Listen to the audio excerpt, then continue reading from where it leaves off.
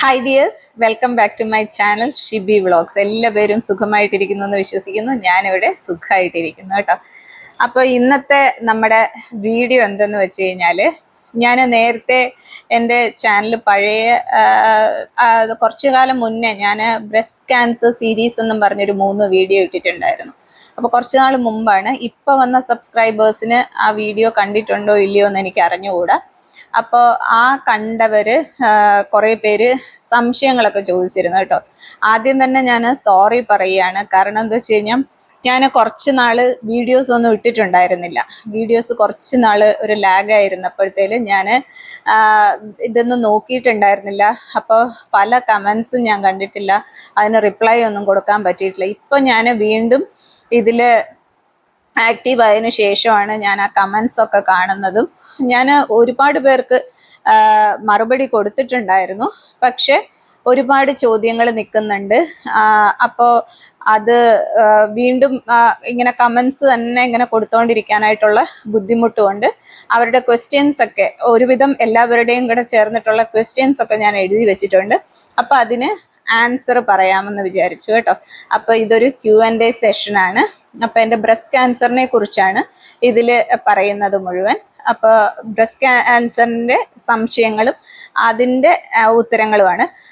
ഈ ഒരു വീഡിയോ കാണുമ്പം എനിക്ക് ആദ്യമായിട്ട് നിങ്ങളോട് പറയാനുള്ളത്, എനിക്ക് ബ്രസ്റ്റ് ക്യാൻസറിനെ കുറിച്ച് വലിയ അറിവുകളൊന്നുമില്ല. കാരണം ഞാനൊരു ഡോക്ടറല്ല, ഞാൻ ഒരു നേഴ്സോ അങ്ങനെ മെഡിക്കൽ ഫീൽഡിൽ വർക്ക് ചെയ്യുന്ന ഒരാളോ അല്ല. അപ്പോൾ എനിക്ക് വന്ന അസുഖം, ആ അസുഖത്തിൽ നിന്നുണ്ടായ ഒരു എക്സ്പീരിയൻസ് മാത്രമേ എനിക്കുള്ളൂ. അല്ലാതെ മറ്റ് ഒരുപാട് ക്വസ്റ്റ്യൻസ് എന്നോട് ചോദിച്ചു കഴിഞ്ഞാൽ എനിക്ക് പറഞ്ഞു തരാൻ അറിയത്തില്ല. എനിക്കുണ്ടായ എക്സ്പീരിയൻസസ് മാത്രമേ എനിക്ക് നിങ്ങളോട് പങ്കുവയ്ക്കാൻ പറ്റുള്ളൂ. അപ്പം നമുക്കിനി വീഡിയോയിലേക്ക് പോവാം. അപ്പോൾ എനിക്ക് ബ്രസ്റ്റ് ക്യാൻസർ വന്നതിനെ കുറിച്ചാണ്, എങ്ങനെയാണ് ബ്രസ്റ്റ് ക്യാൻസർ വന്നത് അറിഞ്ഞത് എന്നൊക്കെയാണ് ഒന്ന് രണ്ട് പേരല്ല, ഒത്തിരി പേര് ചോദിച്ചിട്ടുണ്ട്.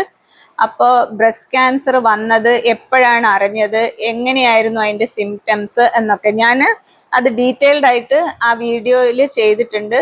ആ വീഡിയോയുടെ ഇത് ഞാൻ ആ വീഡിയോസിൻ്റെ ലിങ്ക് ഞാൻ ഈ ഡിസ്ക്രിപ്ഷൻ ബോക്സിൽ കൊടുത്തേക്കാം കേട്ടോ. അപ്പോൾ എന്നിരുന്നാലും പുതിയ സബ്സ്ക്രൈബേഴ്സിന് വേണ്ടി ഞാൻ പറയുവാണ്, എനിക്ക് ബ്രസ്റ്റ് ക്യാൻസർ വന്നു പോയ ഒരു പേഷ്യൻ്റാണ് ഞാൻ. എന്നിട്ട് ഇപ്പോൾ ട്രീറ്റ്മെൻ്റ് ഒക്കെ കഴിഞ്ഞു, ഇപ്പോഴും ഫോളോ അപ്പിൽ തന്നെയാണ്. അപ്പോൾ ബ്രസ്റ്റ് ക്യാൻസർ എനിക്ക് വരുമ്പോഴത്തേലുണ്ടായിരുന്ന സിംറ്റംസ് എന്തെന്ന് ചോദിച്ചു കഴിഞ്ഞാൽ, എനിക്ക് ഭയങ്കരമായിട്ട് ബ്രസ്റ്റ് ഭയങ്കര പെയിൻ ആയിരുന്നു. അത് നല്ല ഹെവിനെസ് ഉണ്ടായിരുന്നു. പിന്നെ എൻ്റെ കയ്യിലോട്ടും നല്ല പെയിൻ ഉണ്ടായിരുന്നു. ഈ ഷോൾഡറിൻ്റെ ഈ ഭാഗത്തും ഒക്കെ പെയിന്. ഈ കൈ ഒട്ടും അനക്കാൻ പറ്റുന്ന ഒരു അവസ്ഥയിലായിരുന്നില്ല. ഞാൻ സ്കൂട്ടർ ഓടിച്ചുകൊണ്ടിരുന്ന ഒരു വ്യക്തിയാണ്. സ്കൂട്ടർ ഓടിച്ചുകൊണ്ടിരുന്നപ്പോഴത്തേല് എല്ലായിടത്തും വീട്ടിലെ ഈച്ച് ആൻഡ് എവറിത്തിങ്, മക്കളുടെ കാര്യമൊക്കെ നോക്കിക്കൊണ്ടിരുന്നതാണ്. അപ്പോൾ പിന്നീട് ഞാൻ പിള്ളേരുടെ കാര്യത്തിനും അല്ലാതെയുള്ള വീട്ടാവശ്യത്തിനും ഒക്കെ സ്കൂട്ടർ ഓടിച്ച് പോകുമ്പോഴത്തേല് ചെറിയൊരു ഹമ്പിലോട്ടോ ഒരു ഗട്ടറിലോട്ടോ സ്കൂട്ടർ ഇതാവുമ്പോഴേക്കും എൻ്റെ കയ്യിൽ നിന്ന് സ്കൂട്ടർ വീണ് പോകുന്ന രീതിയിലുള്ള പെയിൻ ആയിരുന്നു എനിക്ക് ആദ്യമായിട്ട് ഉണ്ടായിരുന്നത്. അപ്പോൾ പിന്നെ ആ പെയിന് ഞാൻ വീഡിയോയിൽ പറഞ്ഞിട്ടുണ്ട്, ഞാനൊരു ഡോക്ടറിനെ കാണിച്ചായിരുന്നു. പക്ഷേ ഡോക്ടർ എനിക്ക് എന്താ പറയുന്നത്, നല്ലൊരു ഗൈഡൻസ് അല്ല തന്നത്. ഡോക്ടർ എന്നോട് പറഞ്ഞു എനിക്ക് കുഴപ്പമൊന്നുമില്ല എന്ന് പറഞ്ഞുകൊണ്ടിരുന്നു. എനിക്ക് പരിചയമുള്ള ഡോക്ടർ തന്നെയായിരുന്നു. അപ്പോൾ ഡോക്ടർ എന്നോട് ചെറിയ വേദനയായിരിക്കും എന്ന് പറഞ്ഞ് ഒരു 3 ദിവസത്തേക്ക് ഒരു പെയിൻ കില്ലറും തന്നു. Evion LC എന്നും പറഞ്ഞിട്ടുള്ള ഒരു വൈറ്റമിൻ ടാബ്ലറ്റും തന്നു. അത് കഴിക്കാനാണ് പറഞ്ഞത്. ഞാനത് കഴിച്ചു. 3 ദിവസമായിട്ടും എനിക്ക് പെയിൻ കുറഞ്ഞില്ല. അത് കഴിഞ്ഞിട്ട് പിന്നെയും എൻ്റെ പെയിൻ ഇങ്ങനെ കൂടിക്കൊണ്ടിരിക്കുമായിരുന്നു. എന്നിട്ട് ഞാൻ പിന്നെയും ആ ഡോക്ടറിൻ്റെ അടുത്ത് തന്നെ പോയി. കാരണം പരിചയമുള്ള ഡോക്ടർ ആയതുകൊണ്ടും ഞങ്ങളുടെ പള്ളിയിൽ വരുന്ന ഞങ്ങൾക്ക് അത്രയും വേണ്ടപ്പെട്ട ഡോക്ടർ ആയതുകൊണ്ട് ഡോക്ടറിനെ മാത്രമേ ഞാൻ വിശ്വസിച്ചുള്ളൂ. ഞങ്ങളുടെ വീട്ടിൽ ആർക്കും ഇങ്ങനെ ഒരു അസുഖം വന്നിട്ടില്ല. ഇതിനെപ്പറ്റി എനിക്ക് വലിയ ഐഡിയയും ഇല്ല. അപ്പോൾ ഡോക്ടറുടെ അടുത്ത് പിന്നെയും പോയപ്പോൾ ഡോക്ടർ പറഞ്ഞു കുഴപ്പമില്ല, ഇത് തോന്നലാണ്, അങ്ങനെയൊക്കെ ഉണ്ടാവും, പീരീഡ് സമയത്തൊക്കെ വരുന്നത് പോലത്തെ ഒരു പെയിൻ ആയിരിക്കും, അല്ലാതെ ഇതിൽ വേറൊരു കുഴപ്പമില്ല എന്ന് പറഞ്ഞു. ഞാൻ വീണ്ടും അത് വിശ്വസിച്ച് തിരിച്ചു പോന്നു. പിന്നെ എൻ്റെ പെയിൻ കൂടി. കുറച്ച് നാൾ കഴിഞ്ഞപ്പോഴേക്കും എനിക്ക് റൈറ്റ് ബ്രസ്റ്റിൽ 4 o'clock പൊസിഷനിൽ ഒരു ലംബ് വന്നു. ലംബെന്ന് പറഞ്ഞു കഴിഞ്ഞാൽ അത്യാവശ്യം കുറച്ചൊരു നെല്ലിക്കയുടെ വലിയ നെല്ലിക്കയുടെ വലിപ്പത്തിലുള്ള ഒരു ലംബായിരുന്നു വന്നത്. അത് വന്നു കഴിഞ്ഞപ്പോഴേക്കും ഞാൻ പിന്നെയും ഈ ഡോക്ടറുടെ അടുത്ത് തന്നെ പോയി. അത് എൻ്റെ ഒരു തെറ്റായ ഒരു ഇതായിരുന്നിരിക്കാം. ഞാൻ ആ ഡോക്ടറുടെ അടുത്ത് തന്നെ പോയി. അപ്പോൾ ഡോക്ടർ പിന്നെയും പറഞ്ഞു കുഴപ്പമൊന്നുമില്ല, മാമോഗ്രാം ആദ്യം ഞാൻ പോയപ്പോൾ ഡോക്ടർ പറഞ്ഞു മാമോഗ്രാമിൻ്റെ ഒന്നും ആവശ്യമില്ലെന്നാണ് പറഞ്ഞത്. പിന്നെ ലാസ്റ്റ് പോയപ്പോൾ പറഞ്ഞു നിങ്ങൾക്ക് ഇനി മാമോഗ്രാം നിർബന്ധമാണെങ്കിൽ ചെയ്യാം, അതും അത്ര അത്യാവശ്യപ്പെട്ട് ചെയ്യുമൊന്നും വേണ്ട, പതുക്കെ എങ്ങാനും ചെയ്താൽ മതി എന്ന് പറഞ്ഞു. അപ്പം ഞാൻ ചോദിച്ചു ഡോക്ടർ എന്താ ഇങ്ങനെ ഈ ലംബ് ഫോം ചെയ്യുന്നതെന്ന് ചോദിച്ചപ്പോൾ ഡോക്ടർ പറഞ്ഞു അത് വേണമെങ്കിൽ നിങ്ങൾക്ക് അത് എന്തുകൊണ്ടാണെന്ന് വല്ല ഡൗട്ട് നിങ്ങൾക്കുണ്ടെങ്കിൽ നിങ്ങൾക്ക് അതൊരു സർജനെ കാണിക്കാമെന്ന് പറഞ്ഞു. അതും അത്ര നിർബന്ധമല്ലെന്ന് പറഞ്ഞു. അപ്പം ഞാൻ പറഞ്ഞു എനിക്ക് പരിചയമുള്ളൊരു സർജൻ ഉണ്ട്, ആ സർജനെ ഞാൻ കാണിച്ചോട്ടെ എന്ന് ചോദിച്ചപ്പോൾ ഓക്കെ എന്ന് പറഞ്ഞു.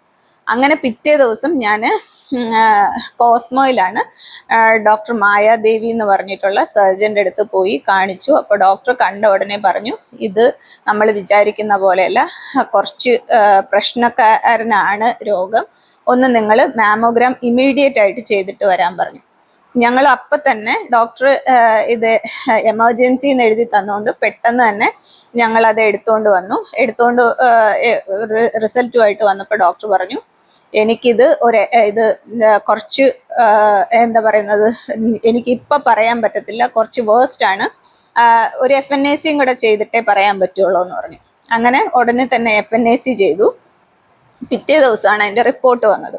പിറ്റേ ദിവസം റിപ്പോർട്ട് വന്നപ്പോഴത്തേല് ഡോക്ടർ ഞങ്ങളെ വിളിച്ചിട്ട് പറഞ്ഞു ഇത് ക്യാൻസർ ആണ് എന്ന് പറഞ്ഞു. എന്നിട്ട് ഡോക്ടർ പറഞ്ഞു പേടിക്കണ്ട എന്നാ പറഞ്ഞത്. പക്ഷെ ഡോക്ടറിന് അതിൻ്റെ സ്റ്റേജ് അറിയണമായിരുന്നു. സ്റ്റേജ് അറിയാൻ വേണ്ടിയിട്ട് ഞങ്ങളെ കിംസിലെ ഡോക്ടർ ജയദേവെന്നോ അങ്ങനെ എങ്ങാണ്ടാന്ന് തോന്നുന്നു, ജയമോഹനോ എന്തോ ആണ് ഡോക്ടറുടെ പേര്, ആ ഡോക്ടറിൻ്റെ അടുത്തോട്ട് റെഫർ ചെയ്തു. ഞങ്ങൾ കിംസിൽ പോയി ഡോക്ടർ പരിശോധിച്ചിട്ട് പറഞ്ഞു ക്യാൻസർ സെക്കൻഡ് സ്റ്റേജ് ആണെന്ന് പറഞ്ഞു.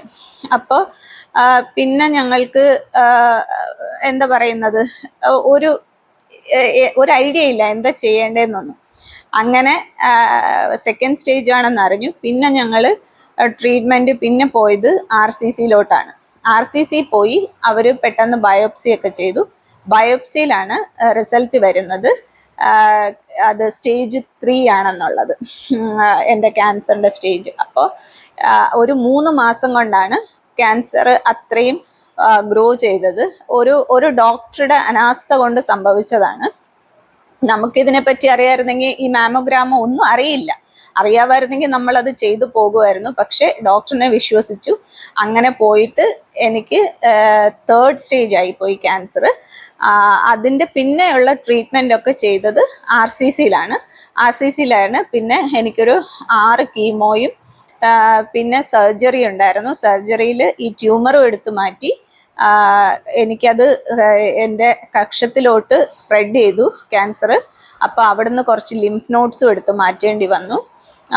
പിന്നെയും അത് ഒരു ഭാഗത്തും കൂടെ അത് സ്പ്രെഡ് ആയിട്ടില്ല, നോഡായിട്ട് ഇരിപ്പുണ്ട്. അത് ഇതുവരെ അതിൽ പ്രശ്നമൊന്നും ഇല്ലാതിരിക്കുന്നു. അതുകൊണ്ട് ഇപ്പോൾ കുഴപ്പമൊന്നും ഇല്ലാതിരിക്കുന്നു. ഇപ്പോഴും ഫോളോ അപ്പിലാണ്. ഇപ്പം ഞാൻ ഡോക്ടർ ഗംഗാധരൻ സാറിൻ്റെ ട്രീറ്റ്മെൻറ്റിലാണ്. ഫോളോ അപ്പും കാര്യങ്ങളൊക്കെ അവിടെയാണ് ചെയ്യുന്നത് കേട്ടോ. അപ്പോൾ ഫസ്റ്റ് ക്വസ്റ്റ്യനുള്ള ആൻസർ അതാണ്. പിന്നെ വേറെ കുറച്ച് പേര് എന്നോട് ചോദിച്ചിരുന്നു എൻ്റെ ക്യാൻസർ ട്രിപ്പിൾ നെഗറ്റീവ് ആയിരുന്നു എന്ന്. അല്ല, എനിക്ക് ട്രിപ്പിൾ നെഗറ്റീവ് ആയിരുന്നില്ല. ട്രിപ്പിൾ നെഗറ്റീവ് എന്ന് പറയുമ്പോൾ ER/PR പോസിറ്റീവ് അങ്ങനെ എങ്ങാണ്ടാണ്. അത് ഹോർമോണിൽ വരുന്ന ഒരു ഇതാണ്. എനിക്കത് നെഗറ്റീവ് ആയിരുന്നു. എനിക്ക് അപ്പോൾ ട്രിപ്പിൾ നെഗറ്റീവ് ക്യാൻസർ ആയിരുന്നില്ല. പിന്നെ കുറച്ച് പേര് ചോദിച്ചിട്ടുണ്ട് ബ്രസ്റ്റ് ക്യാൻസറിൻ്റെ സ്റ്റേജ് ഏതാണെന്ന് ചോദിച്ചിട്ടുണ്ട്. അത് സ്റ്റേജ് 3 ആണ് കേട്ടോ എനിക്ക് ആയിരുന്നത്. പിന്നെ മുടിയൊക്കെ കീമോ പോയോ, മുടിയൊക്കെ കീമോ സമയത്തൊക്കെ എത്ര കീമോ കഴിഞ്ഞിട്ടാണ് മുടി കെട്ടിവെക്കാൻ പറ്റിയെന്നൊക്കെ ചോദിച്ചിട്ടുണ്ട്. അപ്പം എനിക്ക് ഫസ്റ്റ് കീമോ കഴിഞ്ഞപ്പോൾ തന്നെ എനിക്ക് ഫസ്റ്റ് കീമോ കഴിഞ്ഞ് 10 ദിവസം കഴിഞ്ഞപ്പോഴേക്കും എൻ്റെ മുടിയൊക്കെ കൊഴിഞ്ഞു പോയി.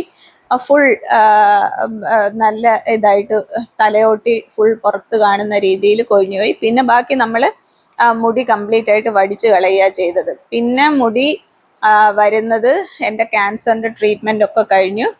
പിന്നെ ഞാൻ പറയാൻ മറന്നുപോയി, സർജറിയും കഴിഞ്ഞിട്ട് എനിക്കൊരു 30 റേഡിയേഷനും കൂടെ ഉണ്ടായിരുന്നു കേട്ടോ. ആ 30 റേഡിയേഷനും കഴിഞ്ഞ് പിന്നെയും ഒരു 2 മാസം എടുത്തതിന് ശേഷമാണ് മുടി കുറേശ്ശെ വന്നു തുടങ്ങിയത്. പക്ഷെ എല്ലാവരും പറഞ്ഞ് ഞാൻ കേട്ടിട്ടുണ്ട്, ക്യാൻസർ കഴിഞ്ഞു കഴിഞ്ഞാൽ മുടി ഭയങ്കര തിക്കായിട്ട് വരും എന്നൊക്കെ. അങ്ങനെയൊന്നുമില്ല, അതൊക്കെ വെറുതെ പറയുന്നതാണ്.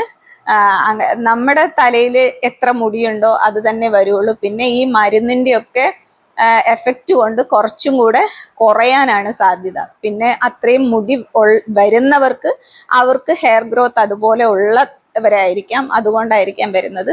എനിക്ക് മുടി നേരത്തെ അത്ര എന്ന് വെച്ചാൽ ഒരുപാട് തിന്നല്ലായിരുന്നു, അത്യാവശ്യം തിക്നെസ് ഉണ്ടായിരുന്നു.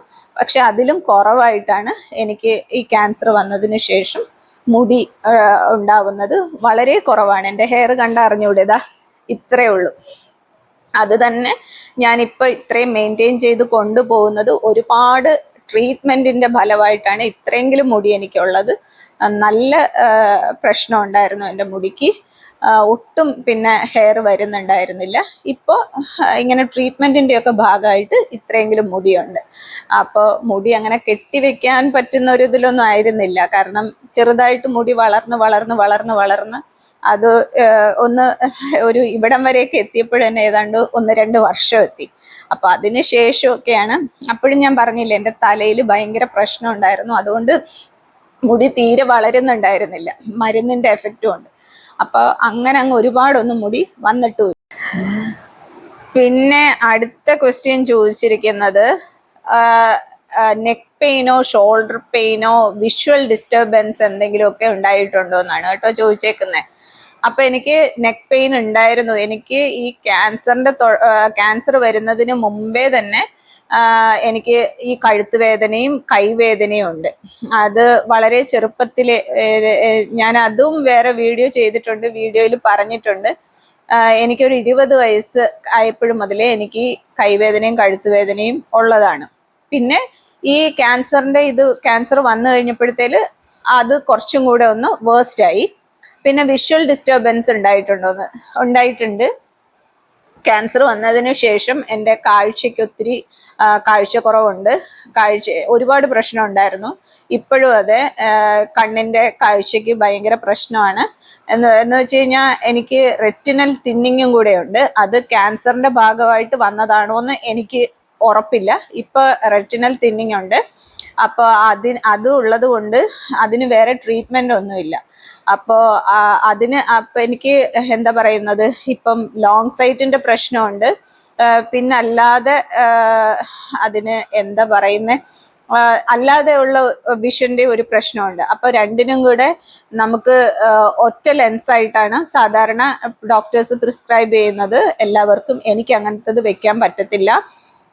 എനിക്ക് ലോങ് സൈറ്റിന് സെപ്പറേറ്റ് ഗ്ലാസ് തന്നെ വെക്കണം. പിന്നെ ഇങ്ങനെ ഈ ഫോണ്, കമ്പ്യൂട്ടർ ഇങ്ങനെയുള്ളതൊക്കെ യൂസ് ചെയ്യുമ്പോഴത്തേല് പ്രത്യേകം ഗ്ലാസ് വെക്കണം. രണ്ടിനും കൂടിയുള്ള ഗ്ലാസും ഇങ്ങനെയുള്ള സെപ്പറേറ്റ് ഗ്ലാസസ് വെച്ചിരുന്നിരുന്നാലും എൻ്റെ കണ്ണിന് കാഴ്ച ഭയങ്കര കുറവാണ്. കാരണം ഈ റെറ്റിനൽ തിന്നിങ് കൊണ്ടാണ്. ഇതെല്ലാം ക്യാൻസർ വന്നതിന് ശേഷമാണ് കണ്ടുപിടിച്ചതും. അതിനു മുമ്പ് കണ്ണ് ചെക്ക് ചെയ്യുമ്പോഴൊന്നും വലിയ പ്രശ്നം ഉണ്ടായിട്ടില്ല. അപ്പം അതുകൊണ്ട് വന്നതാണോ എന്ന് എനിക്ക് ഉറപ്പില്ല. പക്ഷെ അതിന് ശേഷമാണ് ഇങ്ങനത്തെ പ്രശ്നം വന്നിട്ടുള്ളത്. പിന്നെ ചോദിച്ചിട്ടുള്ളത് വെയിറ്റ് കുറഞ്ഞിട്ടുണ്ടോ, പനി ഉണ്ടായിട്ടുണ്ടോ എന്ന് ചോദിച്ചാൽ, എനിക്ക് ക്യാൻസർ തുടങ്ങുന്ന വരുന്ന ആ സമയത്ത് എനിക്കൊരു 68 കിലോ വെയിറ്റ് ഉണ്ടായിരുന്നു. പക്ഷെ ക്യാൻസർ ഞാൻ പറഞ്ഞല്ലോ ഒരു 3 months കഴിഞ്ഞിട്ടാണ് എനിക്ക് ക്യാൻസർ ഡയഗ്നോസ് ചെയ്യുന്നത്. ആ സമയത്ത് 62 കിലോസ് ആയിരുന്നു. പിന്നെ ഉള്ളത് എൻ്റെ ട്രീറ്റ്മെന്റിന്റെ സമയത്തൊക്കെ സ്റ്റിറോയിഡ്സ് ഒക്കെ ഒരുപാട് നമുക്ക് തരുമല്ലോ. കീമോയിൽ കൂടെയൊക്കെ ഒരുപാട് സ്റ്റിറോയിഡ്സ് ചെന്നിട്ട് വെയിറ്റ് പിന്നെ ഗെയിൻ ചെയ്തുകൊണ്ടാണ് ഇരുന്നത്. പിന്നെ കുറഞ്ഞിട്ടില്ല. ത്രോട്ട് ഭയങ്കര ഡ്രൈ ആവുന്നു. അത് പറഞ്ഞപ്പോഴാണ് എനിക്ക് ക്യാൻസർ വന്നതിന് ശേഷം റേഡിയേഷൻ്റെ സൈഡ് എഫക്റ്റ് ആയിട്ട് വന്ന ഒരു പ്രശ്നമാണ് എൻ്റെ ത്രോട്ട് പോയി. ത്രോട്ടിൽ എപ്പോഴും ഇങ്ങനെ ഒരു ഡ്രൈനെസ് ഫീൽ ചെയ്യും. സംസാരിച്ചുകൊണ്ടിരിക്കുമ്പോൾ തന്നെ പെട്ടെന്ന് ത്രോട്ട് ഡ്രൈ ആയിട്ട് എനിക്ക് എന്താ പറയുന്ന സംസാരിക്കാൻ കുറച്ച് ബുദ്ധിമുട്ട് വരും. പിന്നെ അല്ലാതെ തന്നെ ചില സമയങ്ങളിൽ വോയിസ് ഭയങ്കര ഹോഴ്സ് വോയിസ് ആവും. അങ്ങനെ സൗണ്ടിന് ഭയങ്കര പ്രശ്നമുണ്ട്. അപ്പം എന്നെ ചിലരൊക്കെ എന്നെ ഫോൺ ചെയ്യുമ്പോഴും അല്ലാത്തപ്പോഴൊക്കെ ചോദിക്കും എന്ത് പറ്റി, സൗണ്ട് എന്ത് പറ്റി എന്നൊക്കെ ഇങ്ങനെ ചോദിക്കും. പക്ഷേ ഈ ഇതിന് വേറെ ട്രീറ്റ്മെൻ്റ് ഒന്നുമില്ല. ഇത് റേഡിയേഷൻ്റെ സൈഡ് എഫക്റ്റ് ആയിട്ട് വന്നതാണ് ഈ ത്രോട്ടിൻ്റെ പ്രശ്നം. അതാണ് ഞാൻ ഇടയ്ക്കിടയ്ക്ക് വീഡിയോ ഓഫ് ചെയ്തിട്ട് വെള്ളം കുടിക്കും. കാരണം ത്രോട്ട് ഇങ്ങനെ ഭയങ്കരമായിട്ട് ഡ്രൈ ആവുന്നുണ്ട്. അപ്പോൾ പിന്നെ അതും വെച്ചിട്ട് നമ്മൾ സംസാരിക്കുമ്പോൾ പിന്നെ സംസാരിക്കാൻ പറ്റാതാവും. അങ്ങനത്തെ ഒരു പ്രശ്നമുണ്ട്. എന്നാലും ദൈവത്തിൻ്റെ അനുഗ്രഹം കൊണ്ട് വേറെ വലിയ പ്രശ്നങ്ങളൊന്നും ഇല്ലാതെ പോകുന്നു. പിന്നെ ഈ സമയത്ത് പനി ഉണ്ടായിട്ടുണ്ടോന്ന്, എനിക്ക് ക്യാൻസറിന് മുന്നായിട്ട് അതിൻ്റെ സിംറ്റമായിട്ട് പനിയൊന്നും വന്നിട്ടില്ല. ഭയങ്കര ക്ഷീണമായിരുന്നു, ഭയങ്കര ക്ഷീണം, എപ്പോഴും ഉറക്കം വരും, ഒന്നും ചെയ്യാൻ പറ്റുന്നില്ല, ഇങ്ങനെ തളർന്ന് ഞാൻ പോവുമായിരുന്നു. പക്ഷെ എനിക്കറിയില്ലല്ലോ ഇത് എനിക്ക് ക്യാൻസർ ആണെന്ന് അറിയാത്തത് കൊണ്ട് ഞാൻ വിചാരിച്ചു ഇതൊക്കെ എൻ്റെ മടി കൊണ്ടാണെന്ന് വിചാരിച്ചിട്ട് ഞാൻ കൂടുതൽ ഇങ്ങനെ ജോലി ചെയ്യാൻ ശ്രമിച്ചുകൊണ്ടിരുന്നു. അത് കൂടുതൽ എന്നെ തളർത്തിക്കൊണ്ടിരുന്നു. അങ്ങനെ പിന്നെ ക്യാൻസറിൻ്റെ ട്രീറ്റ്മെൻറ്റ് തുടങ്ങി കീമോയൊക്കെ തന്നുകൊണ്ടിരുന്ന സമയത്ത് പനിയൊക്കെ വരുമായിരുന്നു. കാരണം നമ്മുടെ ബ്ലഡ് കൗണ്ട് ഒത്തിരി താഴ്ന്നു പോകും. നമുക്ക് ഒരു കീമോ കഴിഞ്ഞ് കഴിഞ്ഞാൽ ഒരു 10 days കഴിയുമ്പോഴേക്കും നമ്മുടെ ബ്ലഡ് കൗണ്ട് വളരെ അധികമായിട്ട് താഴ്ന്നു പോകും. അങ്ങനെ താഴ്ന്നു പോയിട്ട് ടോട്ടൽ കൗണ്ട് 100 വരെ എനിക്ക് വന്നിട്ടുണ്ട്. ആ സമയത്തൊക്കെ പിന്നെ ഇഞ്ചക്ഷനൊക്കെ തന്നിട്ടാണ് ബ്ലഡ് കൗണ്ട് കൂട്ടിയിട്ടുള്ളത്. കാരണം ഓരോ 21 days കൂടുമ്പോഴത്തേല് നമുക്ക് കീമോ തരണം. അപ്പം അതിനു മുന്നേ നമ്മുടെ ഈ ബ്ലഡ് കൗണ്ട് ആ ഒരു നോർമലിൽ എത്തിയാൽ മാത്രമേ അവർക്ക് കീമോ തരാൻ പറ്റത്തുള്ളൂ. അതുകൊണ്ട് ഇങ്ങനെ ഇഞ്ചക്ഷനൊക്കെ തന്നിട്ടാണ് ഇത് നമ്മുടെ ബ്ലഡ് കൗണ്ട് കൂട്ടിക്കൊണ്ടിരുന്നത്. ആ സമയത്ത് പനിയൊക്കെ വന്നിട്ടുണ്ട്. 3rd സ്റ്റേജ് ആയിന്ന് എപ്പോഴാണ് മനസ്സിലായെന്ന് അത് ഞാൻ പറഞ്ഞല്ലോ, നേരത്തെ പറഞ്ഞിട്ടുണ്ട്, എന്നാലും പറയാണ്. ഞാൻ RCCയിൽ പോയിട്ട് എന്നെ ഈ സെക്കൻഡ് കീമോ കഴിഞ്ഞിട്ട് ഞാൻ പറഞ്ഞില്ലേ, സെക്കൻഡ് ഒപ്പീനിയൻ എടുക്കാനായിട്ട് ഞാൻ കിംസിൽ പോയതിന് ശേഷം പിന്നെ ട്രീറ്റ്മെൻറ്റ് എവിടെ വെച്ചിട്ട് ചെയ്യണം എന്നായിരുന്നു പിന്നത്തെ ഡൗട്ട്. അപ്പോൾ എന്തായാലും എൻ്റെ വീട് ഇവിടെ ട്രിവാൻഡ്രം മെഡിക്കൽ കോളേജിലാണ്. അപ്പോൾ RCCയുടെ തൊട്ടടുത്ത് തന്നെയാണ് എൻ്റെ വീട്. അതുകൊണ്ട് വേറെ എനിക്ക് ട്രീറ്റ്മെൻറ്റിന് വേണ്ടി പിന്നെ ദൂരസ്ഥലത്ത് പോകാനായിട്ട് താല്പര്യമില്ലാത്തത് കൊണ്ട്, പിന്നെ മക്കളൊക്കെ ചെറുതാണ്, പിന്നെ ട്രീറ്റ്മെൻറ്റിനൊക്കെ നമ്മൾ പോയി കഴിഞ്ഞാൽ ഒരു വർഷത്തെ ട്രീറ്റ്മെൻറ്റാണ് ഇതിന്. അപ്പോൾ നമുക്ക് പുറത്തോട്ട് പോയി കഴിഞ്ഞാൽ കുട്ടികളുടെ കാര്യമൊന്നും നോക്കാൻ ആരും ഇല്ലാത്തത് കൊണ്ടും ഹോസ്പിറ്റൽ തൊട്ടടുത്തുള്ളത് കൊണ്ടും ഇവിടെ തന്നെയാണ് ട്രീറ്റ്മെൻറ്റ് ചെയ്തത്. അപ്പോൾ അതിനു വേണ്ടി RCC കാണിച്ചപ്പോൾ അവർ ബയോപ്സി ചെയ്തപ്പോഴാണ് 3rd സ്റ്റേജ് ആണെന്ന് മനസ്സിലായത്. പിന്നെ മുടി വളർന്നോന്ന് വീണ്ടും ചോദിച്ചിട്ടുണ്ട്. അതിനുള്ള ആൻസർ ഞാൻ പറഞ്ഞിട്ടുണ്ട് കേട്ടോ. പിന്നെ വേറെ ചോദിച്ചിരിക്കുന്നത് ക്യാൻസർ വന്നു പോയതിന് ശേഷം പിന്നെയും ഇതിൻ്റെ എന്തെങ്കിലും പ്രശ്നങ്ങൾ ഉണ്ടായിട്ടുണ്ടോന്ന്. ഉണ്ടായിട്ടുണ്ട്. ക്യാൻസർ വന്നു പോയതിന് ശേഷം ഒരു 2-3 വർഷം കഴിഞ്ഞപ്പോഴേക്കും എനിക്ക് വീണ്ടും ആ ഭാഗത്ത് ആ സെയിം ഏരിയയിൽ വീണ്ടും തടിപ്പ് വന്നിട്ടുണ്ടായിരുന്നു. അപ്പോൾ അതും കുറച്ച് ഒരു എന്താ പറയുന്നത്, കുറച്ച് പ്രശ്നത്തിലുള്ള ഒരു തടിപ്പായിരുന്നു. അപ്പോൾ ഡോക്ടർ അത് വീണ്ടും സർജറി ചെയ്ത് മാറ്റണം എന്ന് പറഞ്ഞിരുന്നു. അങ്ങനെ രണ്ടാമതും ആ തടിപ്പ് സർജറി ചെയ്ത് മാറ്റി. അതും RCC തന്നെയാണ് മാറ്റിയത്. പക്ഷെ അതിൽ വേറെ പ്രശ്നമൊന്നും ഉണ്ടായിട്ടില്ല കേട്ടോ. അത് വീണ്ടും ക്യാൻസറായിട്ട് ഫോം ഒന്നും ചെയ്തിട്ടുണ്ടായിരുന്നില്ല. അപ്പോൾ ആ ഒരു തടിപ്പ് റിമൂവ് ചെയ്ത് മാറ്റേണ്ടി വന്നു. അങ്ങനെയായിരുന്നു. പിന്നെ കീമോയൊക്കെ ചെയ്തിട്ട് ആ രണ്ടാമത് തടിപ്പ് വന്നപ്പോഴത്തേലും കീമോയൊക്കെ ചെയ്തിട്ട് ഇല്ല, എനിക്ക് രണ്ടാമത് ക്യാൻസറായിട്ടല്ല അത് വന്നത്. അതുകൊണ്ട് എനിക്ക് രണ്ടാമത് കീമോയോ അങ്ങനെ ഒന്നും ചെയ്തിട്ടൊന്നുമില്ല. പിന്നെ കുറച്ച് പേര് ചോദിച്ചിട്ടുണ്ട്, ഡൗട്ട്സ് കുറച്ചുണ്ട്, ഡൗട്ട്സിനൊക്കെ റിപ്ലൈ തരാമോന്ന്. എൻ്റെ അസുഖത്തെ കുറിച്ചിട്ടുള്ള ഡൗട്ട്സ് ആണെങ്കിൽ ഞാൻ തീർച്ചയായിട്ടും റിപ്ലൈ തരാം. എന്നാൽ കുറച്ച് പേരൊക്കെ ഇങ്ങനെ ചോദിക്കുന്നുണ്ട്, ചേച്ചി എനിക്ക് ഇങ്ങനെ ബ്രസ്റ്റ് പെയിൻ ഉണ്ട്, ലെഫ്റ്റ് സൈഡിൽ പെയിൻ ഉണ്ട്, റൈറ്റ് സൈഡിൽ പെയിൻ ഉണ്ട്, ഷോൾഡർ പെയിൻ ഉണ്ട്, ചേച്ചി ഇതിനെന്താ ചെയ്യേണ്ടതെന്നൊക്കെ ചോദിക്കുന്നു. അങ്ങനെ ചോദിച്ചു കഴിഞ്ഞാൽ ഞാൻ പറഞ്ഞല്ലോ, ഞാനൊരു ഡോക്ടറോ ഒരു മെഡിക്കൽ പ്രൊഫഷണലോ അല്ല. എനിക്ക് ഈ അസുഖം വന്നു, അസുഖത്തിനെ കുറിച്ചിട്ടുള്ള എനിക്ക് അസുഖം കൊണ്ടുണ്ടായിരുന്ന ബുദ്ധിമുട്ടുകളും എക്സ്പീരിയൻസസും മാത്രമേ എനിക്കറിയാത്തുള്ളൂ, ബാക്കിയൊന്നും എനിക്കറിയില്ല. അപ്പോൾ നിങ്ങൾ അങ്ങനെ എന്തെങ്കിലും ബുദ്ധിമുട്ടുള്ളവർ കഴിവതും ഒരു നല്ല ഡോക്ടറിനെ കാണുക, പരിശോധിപ്പിക്കുക എന്ന് മാത്രമേ എനിക്ക് പറയാൻ പറ്റത്തുള്ളൂ. കാരണം നമ്മൾ ആരെയും മിസ്ഗൈഡ് ചെയ്യാൻ പാടില്ല.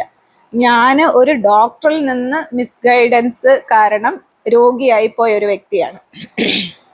രോഗിയായതല്ല, എനിക്ക് ഓൾറെഡി രോഗം ഉണ്ടായിരുന്നു, എൻ്റെ രോഗം വേഴ്സ്റ്റ് ആയിപ്പോയ ഒരു ഇതിലാണ്. അതുകൊണ്ട് നമ്മൾ ആരെയും മിസ്ഗൈഡ് ചെയ്യാനോ മിസ്ലീഡ് ചെയ്യാനോ പാടില്ല. ഞാൻ പറയുന്നത്, ഒരാൾക്കും എല്ലാവരും ഇപ്പൊ പറയുന്നുണ്ട് 35 വയസ്സ് കഴിഞ്ഞിട്ട് എല്ലാവരും മാമോഗ്രാം ചെയ്യണം എന്നൊക്കെ. അങ്ങനെയൊന്നല്ല, ഇപ്പൊ ചെറിയ കുട്ടികൾക്ക് വരെ ബ്രസ്റ്റ് ക്യാൻസർ വരുന്നുണ്ട്.